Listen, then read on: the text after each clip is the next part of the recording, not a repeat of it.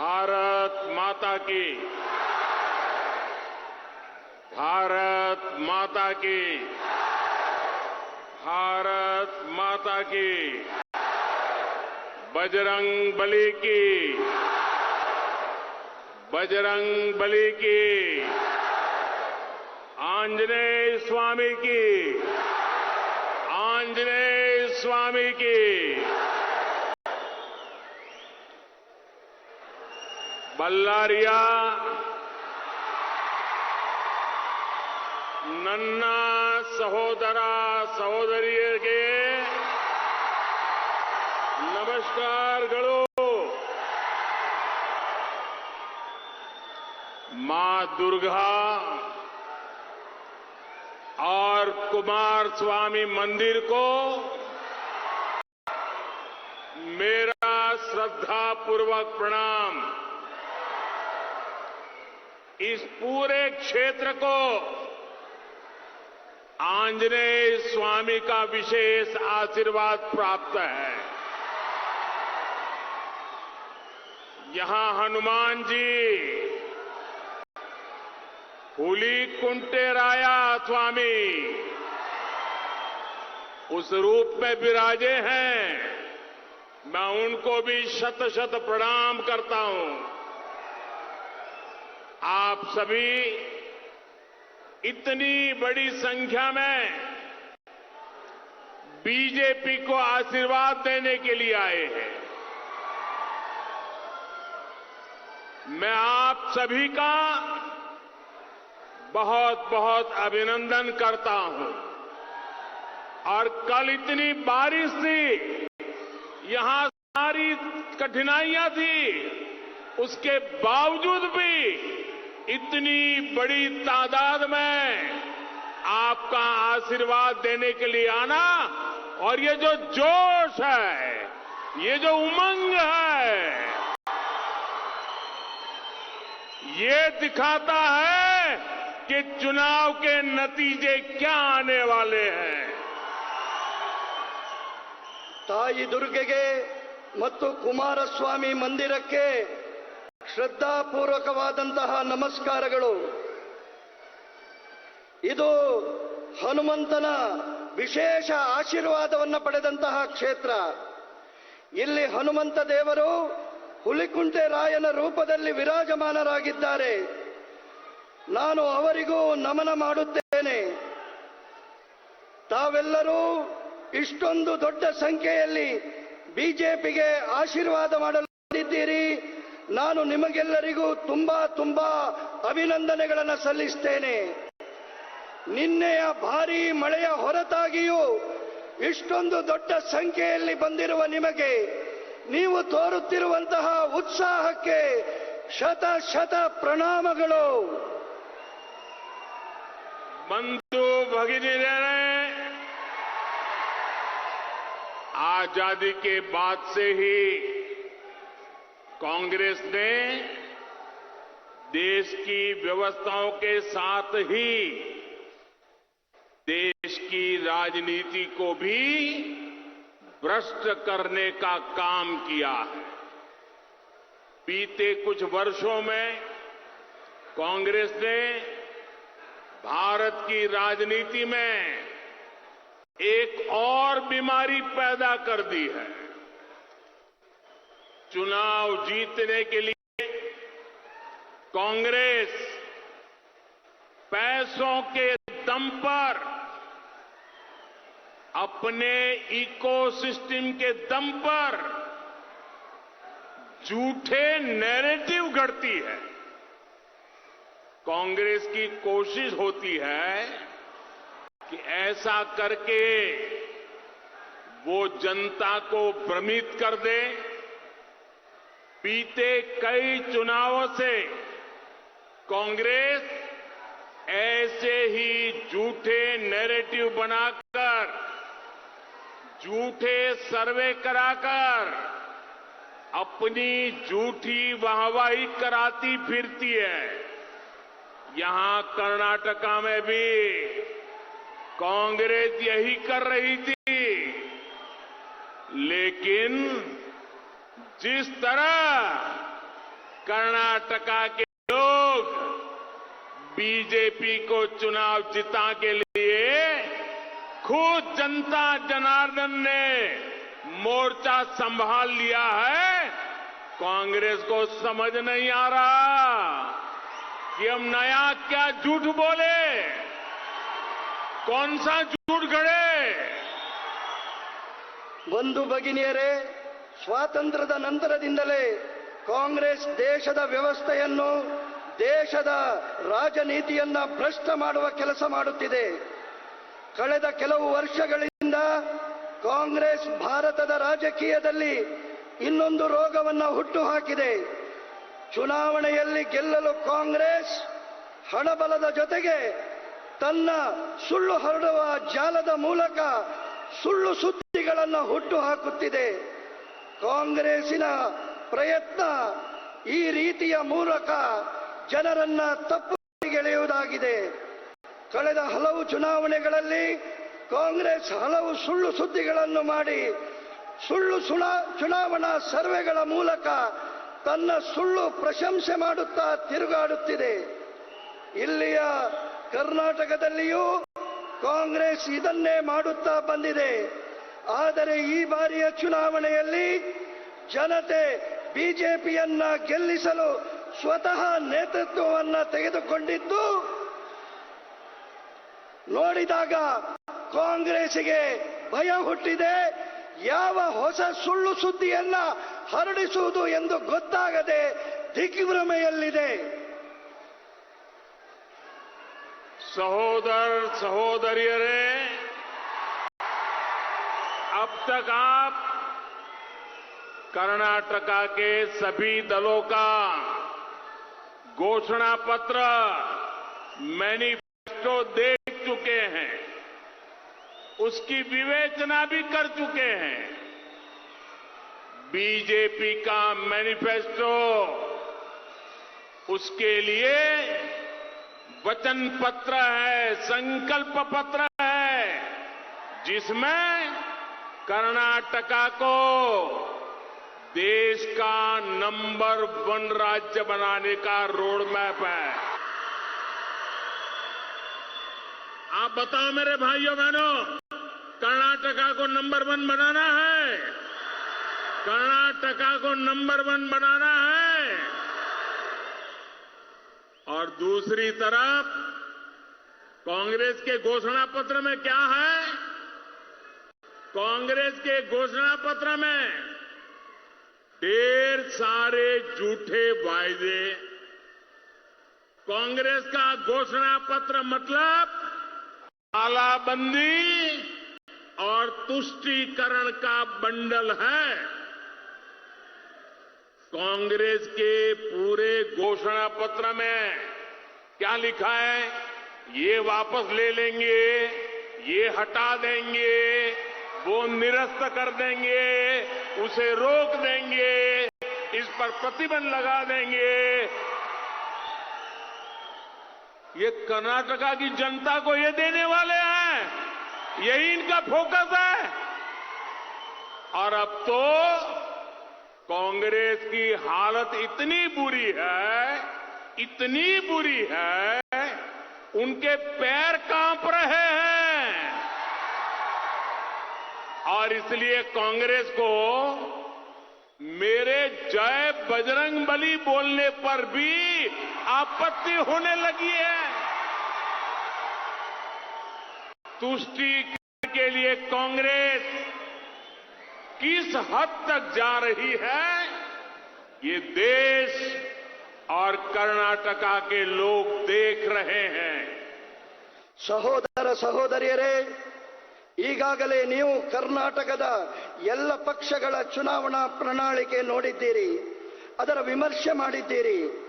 ಬಿಜೆಪಿಗೆ ಚುನಾವಣಾ ಪ್ರಣಾಳಿಕೆ ಕರ್ನಾಟಕವನ್ನ ದೇಶದ ನಂಬರ್ 1 ರಾಜ್ಯ ಮಾಡುವ ಮಾರ್ಗಸೂಚಿಯ ಸಂಕಲ್ಪ ಪತ್ರವಾಗಿದೆ.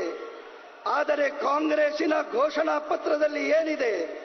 ಕಾಂಗ್ರೆಸ್ಸಿನ ಘೋಷಣಾ ಪತ್ರ ಸುಳ್ಳು ಆಶ್ವಾಸನೆಗಳಿಂದ ತುಂಬಿದೆ. ಕಾಂಗ್ರೆಸ್ಸಿನ ಘೋಷಣಾ ಪತ್ರ ನಿಷೇಧ ಮತ್ತು ತುಷ್ಟೀಕರಣಗಳ ಕಂತೆಯಾಗಿದೆ.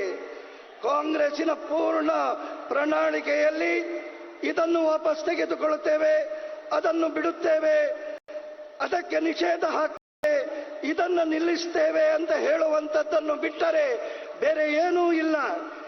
ಈಗ ಕಾಂಗ್ರೆಸ್ಸಿನ ಬುಡವೇ ಅಲ್ಲಾಡುತ್ತಿದೆ. ಕಾಂಗ್ರೆಸ್ಸಿಗೆ ನಾನು ಬಜರಂಗ ಬಲಿ ಹೇಳುವುದರಲ್ಲಿಯೂ ಆಪತ್ತು ಕಾಣುತ್ತಿದೆ. ಕಾಂಗ್ರೆಸ್ ತುಷ್ಟೀಕರಣಕ್ಕಾಗಿ ಯಾವ ಹಂತಕ್ಕೂ ಇಳಿಯಬಲ್ಲದು ಅನ್ನುವುದನ್ನ ದೇಶದ ಮತ್ತು ಕರ್ನಾಟಕದ ಜನತೆ ನೋಡುತ್ತಿದೆ. बंधु भगिनीरे, कर्नाटका को देश का नंबर 1 राज्य बनाने के लिए सुरक्षा व्यवस्था, लॉ एंड ऑर्डर सबसे प्रमुख आवश्यकता है. कर्नाटका का आतंकवाद से मुक्त रहना भी उतना ही जरूरी है. बीजेपी हमेशा से आतंकवाद के खिलाफ कठोर रही है, लेकिन जब भी आतंकवाद पर कार्रवाई होती है, कांग्रेस के पेट में दर्द होने लगता है. ಬಂಧು ಭಗಿನಿಯರೇ, ಕರ್ನಾಟಕವನ್ನ ದೇಶದ ನಂಬರ್ 1 ರಾಜ್ಯ ಮಾಡಬೇಕಾದರೆ ಸುರಕ್ಷೆಯ ವ್ಯವಸ್ಥೆ, ಕಾನೂನಿನ ವ್ಯವಸ್ಥೆಗೆ ಪ್ರಥಮ ಆದ್ಯತೆಯನ್ನು ನೀಡಬೇಕಾಗಿದೆ. ಕರ್ನಾಟಕ ಆತಂಕವಾದದಿಂದ ಮುಕ್ತವಾಗಿರುವುದಕ್ಕೆ ಈ ಎಲ್ಲ ಕ್ರಮಗಳ ಅವಶ್ಯಕತೆ ಇದೆ. ಬಿಜೆಪಿ ಯಾವತ್ತೂ ಕೂಡ ಭಯೋತ್ಪಾದನೆಯ ವಿರುದ್ಧ ಕಠೋರ ನಿರ್ಧಾರಗಳನ್ನು ತೆಗೆದುಕೊಳ್ಳುತ್ತದೆ. ಆದರೆ ಯಾವಾಗೆಲ್ಲ ಕಠಿಣವಾದಂತಹ ಕ್ರಮವನ್ನ ಭಯೋತ್ಪಾದನೆಯ ವಿರುದ್ಧ ತೆಗೆದುಕೊಂಡಾಗ ಕಾಂಗ್ರೆಸ್ಸಿಗೆ ಹೊಟ್ಟೆಯಲ್ಲಿ ನೋವು ಪ್ರಾರಂಭವಾಗುತ್ತದೆ. बंधु भगिनीरे, आज पूरा विश्व आतंकवाद के खतरे से चिंतित है. भारत में भी हम कई बार आतंकियों के दुष्कर्मों को झेल चुके हैं. इन हमलों में कितने ही निर्दोष नागरिक मारे गए हैं. आतंकवाद मानवता विरोधी है. आतंकवाद जीवन मूल्य विरोधी है और आतंकवाद विकास विरोधी भी है. मैं ये देखकर हैरान हूं कि अपनी वोट बैंक की खातिर कांग्रेस ने आतंकवाद के सामने घुटने टेक दिए हैं. ऐसी पार्टी क्या कभी भी कर्नाटका की रक्षा कर सकती है? कर्नाटका की रक्षा कांग्रेस कर सकती है? कर्नाटका के नागरिकों की रक्षा कर सकती है? भाइयों बहनों, आतंक के माहौल में यहां के उद्योग, यहां की आईटी इंडस्ट्री, यहां की खेती किसानी, यहां की गौरवमयी संस्कृति, सब कुछ तबाह हो जाएगी. वोट बैंक के डर की वजह से आज कांग्रेस आतंकवाद के खिलाफ एक शब्द बोलने की भी हिम्मत खो चुकी है. वोट बैंक की इसी राजनीति की वजह से कांग्रेस ने आतंकवाद को पाला पोसा और उसे पनाह दी. बदलते हुए इस समय में आज आतंकवाद का स्वरूप भी बदल रहा है. स्मगलिंग हो, ड्रग्स का कारोबार हो, सांप्रदायिक उन्माद हो, अब सबके तार कहीं न कहीं आतंकवाद से जुड़ते हैं। बीते कुछ वर्षों में आतंक का एक और स्वरूप, भयानक स्वरूप पैदा हो गया है। स्नेहतिरे, बम, बंदूक और पिस्तौल की आवाज तो सुनाई देती है, लेकिन समाज को भीतर से खोखला करने की आतंकी साजिश की कोई आवाज नहीं होती। कोर्ट तक ने आतंक के इस स्वरूप पर चिंता जताई है। ऐसी ही आतंकी साजिश पर बनी फिल्म केरला स्टोरी, ये केरला स्टोरी की इन दिनों काफी चर्चा है। कहते हैं केरला स्टोरी सिर्फ एक राज्य में हुई आतंकवादियों की छद्म नीतियों की साजिशों पर आधारित है। देश का इतना खूबसूरत राज्य, जहां के लोग इतने परिश्रमी और प्रतिभाशाली होते हैं, उस केरला में चल रही आतंकी साजिश का खुलासा ये केरला स्टोरी फिल्म में, केरला फाइल्स फिल्म में उसे किया गया है। और देश का दुर्भाग्य देखिए कि कांग्रेस आज समाज को तहस नहस करने वाली इस आतंकी प्रवृत्ति के साथ खड़ी हुई नजर आ रही है। इतना ही नहीं, ऐसी आतंकी प्रवृत्ति वालों से कांग्रेस पिछले दरवाजे से राजनीतिक सौदेबाजी तक कर रही है। कर्नाटका के लोगों को इसलिए कांग्रेस से बहुत ही सावधान रहने की जरूरत है। ಬಂಧು ಭಗಿನಿಯರೇ, ಇವತ್ತು ಇಡೀ ವಿಶ್ವ ಆತಂಕದ ಭಯದಿಂದ ಚಿಂತಿತವಾಗಿದೆ. ಭಾರತ ಇಂತಹ ಆತಂಕದ ದುಷ್ಕರ್ಮಗಳನ್ನು ಅನುಭವಿಸಿದೆ. ಈ ಆಕ್ರಮಣದಿಂದಾಗಿ ಎಷ್ಟೋ ನಿರ್ದೋಷಿ ನಾಗರಿಕರು ತಮ್ಮ ಪ್ರಾಣವನ್ನು ಕಳಕೊಂಡಿದ್ದಾರೆ. ಆತಂಕವಾದ ಮಾನವತೆಯ ವಿರೋಧಿ, ಜೀವನ ಮೌಲ್ಯ ವಿರೋಧಿ, ಆತಂಕವಾದ ವಿಕಾಸದ ವಿರೋಧಿಯೂ ಕೂಡ. ನಾನು ಇದನ್ನು ನೋಡಿ ಆಶ್ಚರ್ಯ ಪಡ್ತೇನೆ. ನಮ್ಮ ವೋಟ್ ಬ್ಯಾಂಕ್ ರಾಜಕೀಯಕ್ಕೋಸ್ಕರ ಕಾಂಗ್ರೆಸ್ ಆತಂಕವಾದದ ಮುಂದೆ ಮಂಡಿಯೂರಿ ಕುಳಿತಿದೆ. ಈ ಪಾರ್ಟಿ ಕರ್ನಾಟಕದ ರಕ್ಷಣೆ ಮಾಡುವುದಕ್ಕೆ ಸಾಧ್ಯವಿದೆಯಾ? ಆತಂಕದ ವಾತಾವರಣದಲ್ಲಿ ಉದ್ಯೋಗ, ಐಟಿ, ಬಿಟಿ, ಕೃಷಿ, ಇಲ್ಲಿಯವರೆಗೆ ನಮ್ಮ ಗೌರವಮಯವಾದಂತಹ ಸಂಸ್ಕೃತಿ ಇದು ಕೂಡ ನಷ್ಟವಾಗುತ್ತದೆ.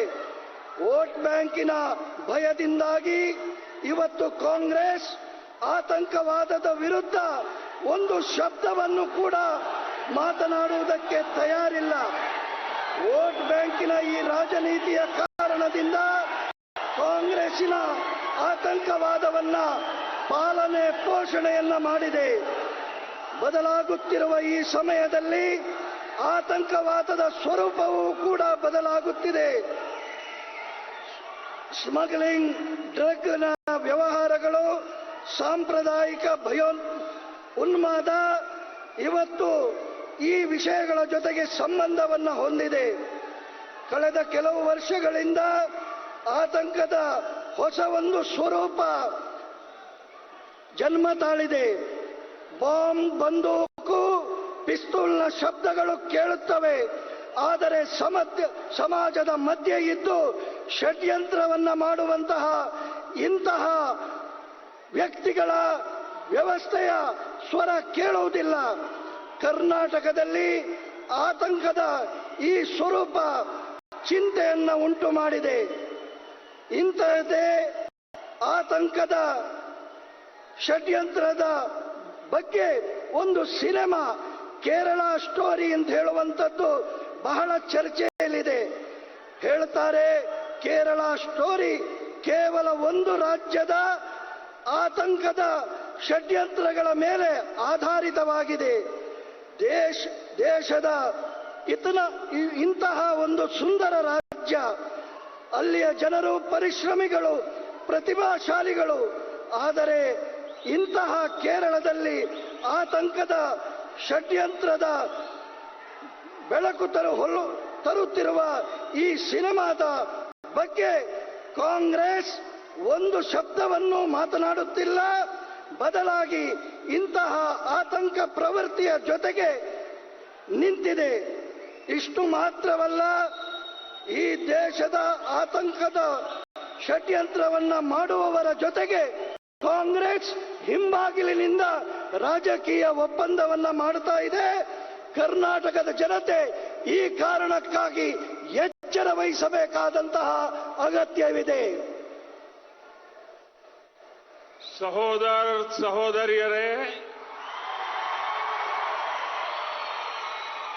येदियुरप्पा जी और बोम्मई जी के नेतृत्व में डबल इंजन सरकार को सिर्फ 3.5 साल सेवा का अवसर मिला है. जब यहां कांग्रेस की सरकार थी तो उसने कर्नाटका के विकास के बजाय भ्रष्टाचार को ही प्राथमिकता दी.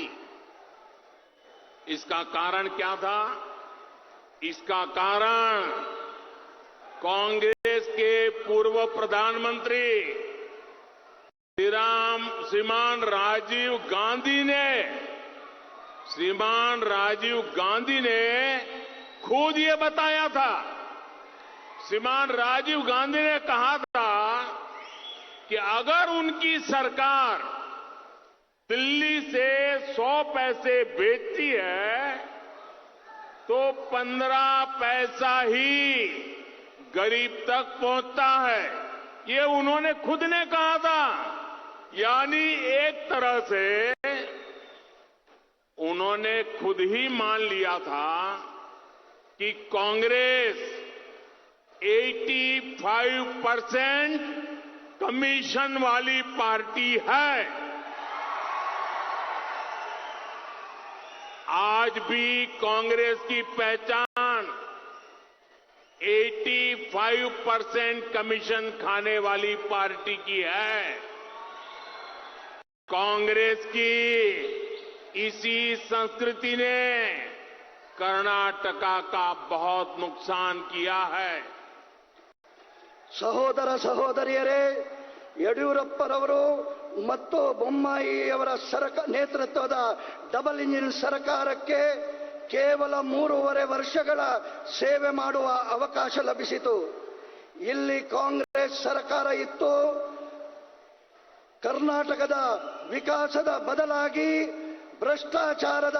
ಭ್ರಷ್ಟಾಚಾರಕ್ಕೆ ಪ್ರಾಥಮಿಕತೆ ನೀಡಿತು. ಇದರ ಕಾರಣ ಏನು? ಇದರ ಕಾರಣ ಕಾಂಗ್ರೆಸ್ಸಿನ ಪೂರ್ವ ಪ್ರಧಾನಮಂತ್ರಿ ರಾಜೀವ್ ಗಾಂಧಿ ಅವರೇ ಸ್ವತಃ ಹೇಳಿದ್ರು. ಅವರು ಹೇಳಿದ್ರು, ಡೆಲ್ಲಿಯಿಂದ ನನ್ನ ಸರ್ಕಾರ 100 ಪೈಸೆಯನ್ನ ಕಳಿಸಿದರೆ ಅದು ಬಡವನಿಗೆ ತಲುಪುವಾಗ ಕೇವಲ 15 ಪೈಸೆ ಆಗಿರುತ್ತದೆ. ಅದರ ಅರ್ಥ ಅವರು ಸ್ವತಃ ಕಾಂಗ್ರೆಸ್ ಪಾರ್ಟಿ 85% ಕಮಿಷನ್ ತೆಗೆದುಕೊಳ್ಳುವ ಪಾರ್ಟಿ ಅಂತೇಳಿ ಒಪ್ಪಿಕೊಂಡಿದ್ದರು. ಇವತ್ತು ಕೂಡ 85% ಕಮಿಷನ್ ತಿನ್ನುವಂತಹ ಪಾರ್ಟಿ ಕಾಂಗ್ರೆಸ್ ಆಗಿದೆ. ಕಾಂಗ್ರೆಸ್ಸಿನ ಈ ಸಂಸ್ಕೃತಿಯ ಕಾರಣಕ್ಕೆ ಕರ್ನಾಟಕ ಬಹಳ ನಷ್ಟವನ್ನು ಅನುಭವಿಸಿದೆ. ಬಂಧು ಭಗಿನಿಯರೇ, यहां बहुत बड़ी संख्या में बंजारा, लंबानी समाज, वाल्मीकि समाज और दूसरे एससी, एसटी, ओबीसी वर्ग के साथी भी मौजूद हैं। कांग्रेस ने तो आपको अभाव और अपमान के सिवाय कुछ नहीं दिया। टॉयलेट का अभाव, पक्के घर का अभाव, पानी का अभाव, अस्पताल में इलाज का अभाव, शिक्षा का अभाव, बीते 9 वर्षों से आपका ये बेटा जो दिल्ली में बैठा है, आपका ये सेवक इस अभाव को दूर करने के लिए निरंतर प्रयास कर रहा है। आज इन परिवारों को पक्के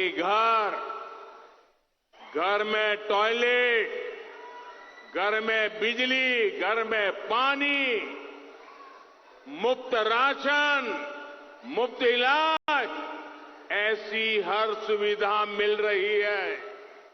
सिर्फ 3.5 साल में ही डबल इंजन सरकार ने बल्लारी के करीब 1.5 लाख, सिर्फ बल्लारी की बात कर रहा हूं, सिर्फ बल्लारी के करीब 1.5 लाख ग्रामीण परिवारों को नल से जल दिया है। हमारी सरकार ने पहली बार बंजारा, गुमंतु, अर्ध गुमंतु हमारे साथियों के लिए अलग वेलफेयर बोर्ड बनाया है। मैं तो येदियुरप्पा जी और बोम्मई जी की भी प्रशंसा करूंगा कि उन्होंने सिर्फ 3.5 वर्षों में हजारों बंजारा, लंबानी साथियों को हक्कू पत्र दिया, तांडा बस्तियों को गांव का दर्जा दिया। कांग्रेस ने तो इनको भी भुला दिया था। ಬಂಧು ಭಗಿನಿಯರೇ, ಇಲ್ಲಿ ಬಹಳ ದೊಡ್ಡ ಸಂಖ್ಯೆಯಲ್ಲಿ ಬಂಜಾರ, ಲಂಬಾಣಿ ಸಮಾಜದ, ವಾಲ್ಮೀಕಿ ಸಮಾಜದ ಮತ್ತು ಇತರ ಎಸ್ಸಿ, ಎಸ್ಟಿ, ಒಬಿಸಿ ವರ್ಗದ ಸ್ನೇಹಿತರು ಹಾಜರಿದ್ದೀರಿ. ಕಾಂಗ್ರೆಸ್ಸಿನವರು ನಿಮಗೆ ಕೊರತೆ ಮತ್ತು ಅಪಮಾನವನ್ನು ಬಿಟ್ಟರೆ ಬೇರೆ ಏನನ್ನೂ ಕೊಟ್ಟಿಲ್ಲ. ಶೌಚಾಲಯದ ಅಭಾವ, ಮನೆಗಳ ಅಭಾವ, ನೀರಿನ ಅಭಾವ, ಆಸ್ಪತ್ರೆಯ ಅಭಾವ,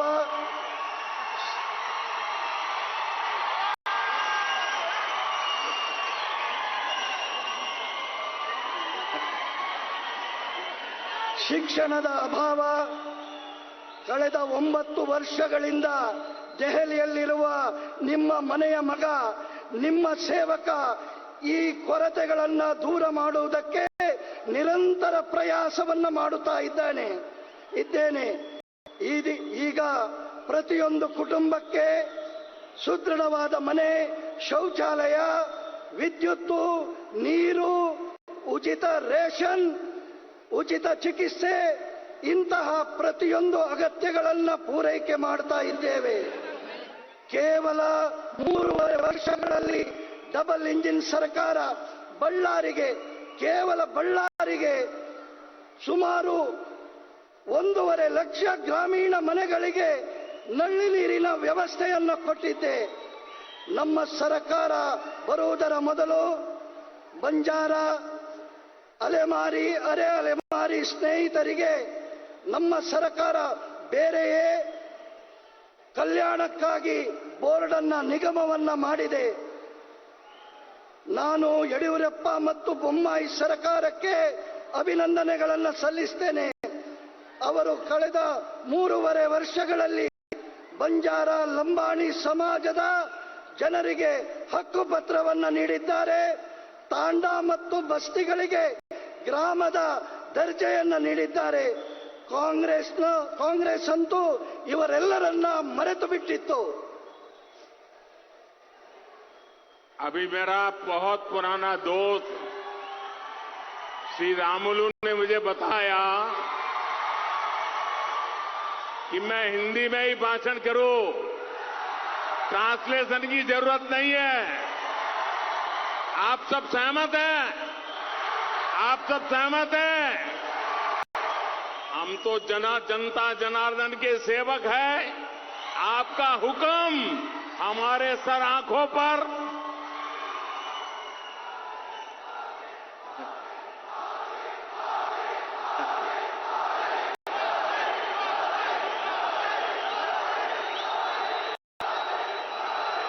बेल्लारी का ये प्यार, बेल्लारी का ये जोश,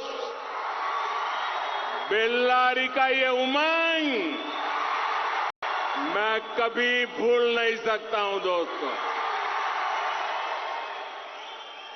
बंधु भगिनियरे,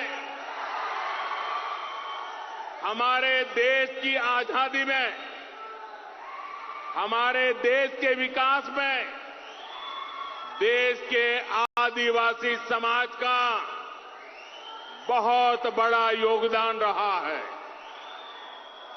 लेकिन कांग्रेस ने ना आदिवासी समाज को सशक्त किया और ना ही कांग्रेस आदिवासी संस्कृति पर गौरव करने को तैयार है। स्वतंत्रता संग्राम में आदिवासी समाज के योगदान को भी कांग्रेस ने कभी देश की जनता के सामने नहीं आने दिया। जब बीजेपी ने,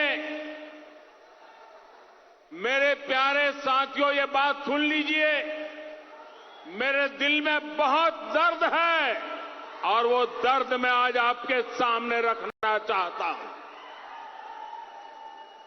जब बीजेपी ने आजादी के बाद पहली बार गरीब घर से, जंगलों से आई हुई एक आदिवासी महिला को राष्ट्रपति पद का उम्मीदवार बनाया, राष्ट्रपति पद का उम्मीदवार बनाया, तो कांग्रेस ने उनका भी विरोध किया। क्या ऐसी कांग्रेस को माफ कर सकते हैं? जो आदिवासी को अपमानित करे उनको माफ कर सकते हैं? एक आदिवासी महिला को स्वीकार न करे ऐसी कांग्रेस को माफ कर सकते हैं? और साथियों, राजनीति समझिए, कांग्रेस का ये विरोध भाजपा के खिलाफ होता तो मुझे कुछ नहीं कहना है, ये बीजेपी के खिलाफ नहीं था, क्योंकि उन्होंने जो उम्मीदवार खड़ा किया था वो तो पुराना बीजेपी वाला ही था। सालों से वो बीजेपी में काम करता था, बीजेपी सरकार में मंत्री था और कांग्रेस ने उसको उम्मीदवार बना दिया। इसका मतलब राष्ट्रपति के चुनाव में कांग्रेस का बीजेपी से विरोध नहीं था, कांग्रेस का आदिवासी महिला राष्ट्रपति उम्मीदवार का विरोध था। ऐसी कांग्रेस को सजा करने के लिए चुनाव है भाइयों। करोगे सजा? कांग्रेस को सजा करोगे? पूरी ताकत से करोगे? बंधु भगिनी रे, आज मैं आपके सामने एक और बहुत ही गंभीर विषय उठाने जा रहा हूं। यह विषय बड़ा गंभीर है। आप जानते हैं कि अभी सूडान में लड़ाई चल रही थी, अंदर अंदर लड़ाई चल रही थी, कहीं से भी गोली चलती थी, कहीं पर भी बम फूटता था, घर के बाहर मुंडी निकालना मुश्किल था। हमारे हजारों भारतीय भाई बहन सूडान में फंस गए थे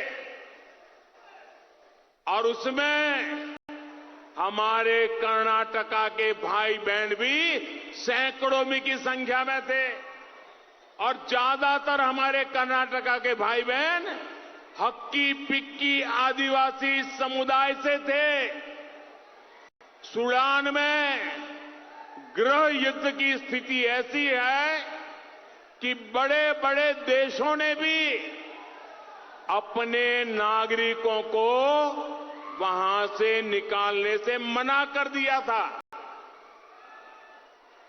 बावजूद इसके भारत सरकार अपनी कोशिशों में लगी हुई थी। हमने पूरी वायुसेना लगा दी, नौसेना को खड़ा कर दिया। हमने मां कावेरी अम्मा के आशीर्वाद से ऑपरेशन कावेरी चलाया। हम ऐसी ऐसी जगहों से हमारे भारत के भाइयों बहनों को वापस लाए जहां विमान तक उतरना मुश्किल हो रहा था। कहो भाइयों बहनों, ये कठिन काम था कि नहीं था? हमारे लोगों की जान खतरे में थी कि नहीं थी? हम उनको बड़ी मुश्किल से ले आए, लेकिन ऐसे मुश्किल समय में कांग्रेस ने देश का साथ नहीं दिया। कांग्रेस ने जानते बुझते सूडान में फंसे भारतीयों को वहां के उपद्रवियों के सामने एक्सपोज कर दिया। और कांग्रेस पता नहीं क्या चाहती थी। अगर सूडान में भारतीयों के साथ कोई अनहोनी घटना घट जाए तो कर्नाटका में राजनीति की रोटी सिक जाए। ऐसे गंदे विचार लेकर के कोई पार्टी कर्नाटका के नागरिकों को सूडान में मुसीबत में डाल दे, बयानबाजी करके डाल दे। क्या यही है कांग्रेस की देश की लोगों के प्रति संवेदनशीलता? और साथियों, ये राजनीतिक ओछापन दिखाते हुए कांग्रेस भूल गई ये मोदी है।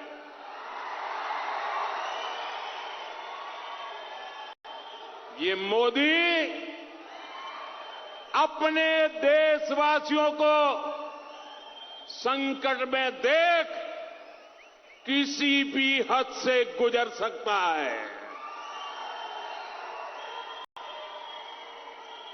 ये हमारी सरकार है जो पाकिस्तान के चंगुल से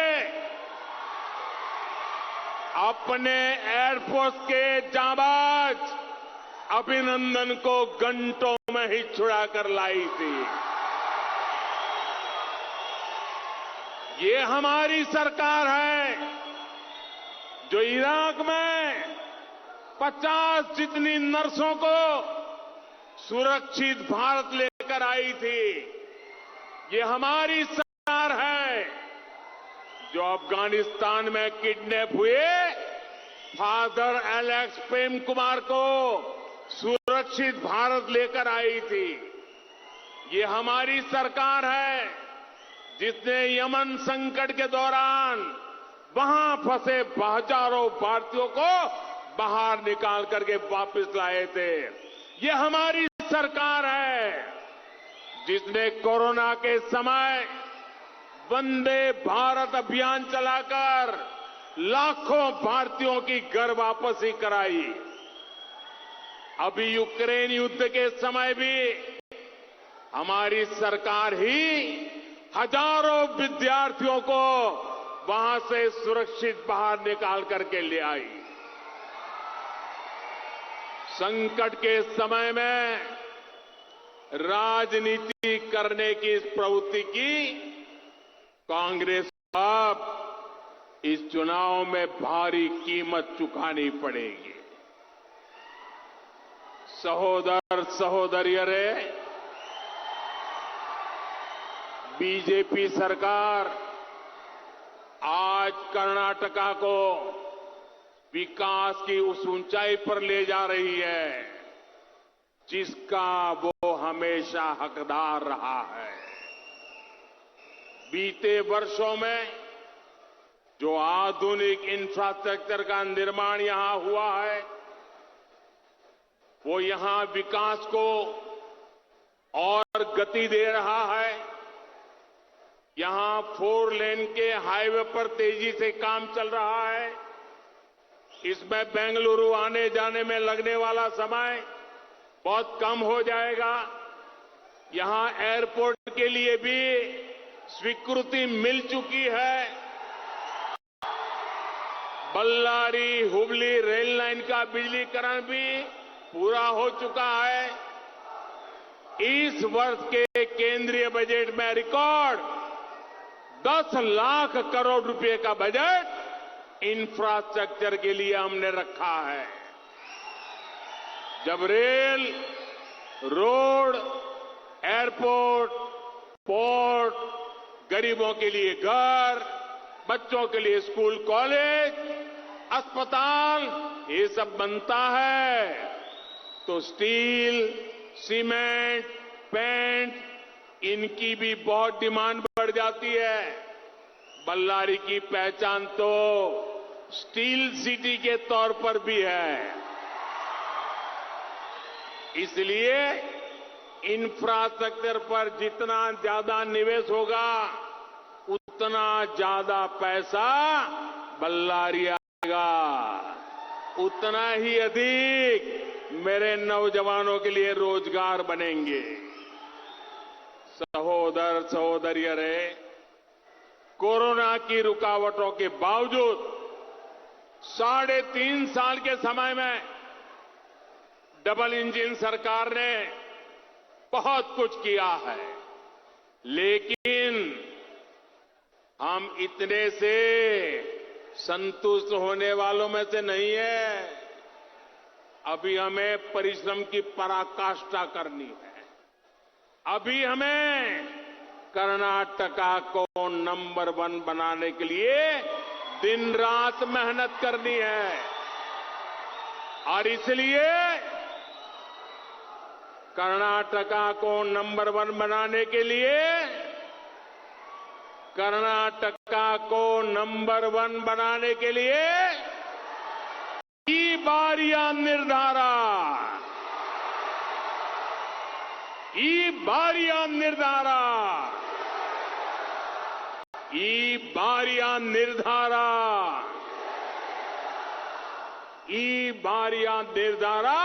पूर्ण बहुमत दा बीजेपी सरकार आ। भाइयों बहनों, अब 2 दिन 3 दिन के बाद प्रचार का वक्त पूरा हो जाएगा। अब 10 तारीख को बहुत कम दिन बचे हैं।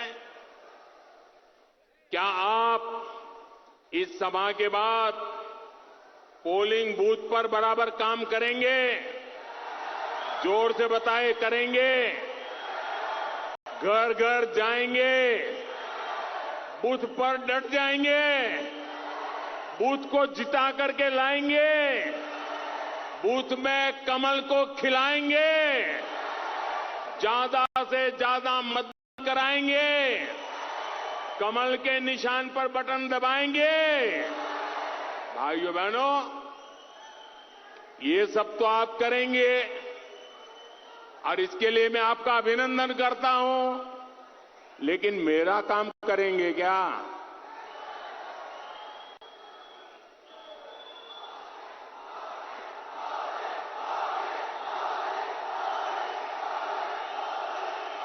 आप बताइए, मेरा काम करेंगे?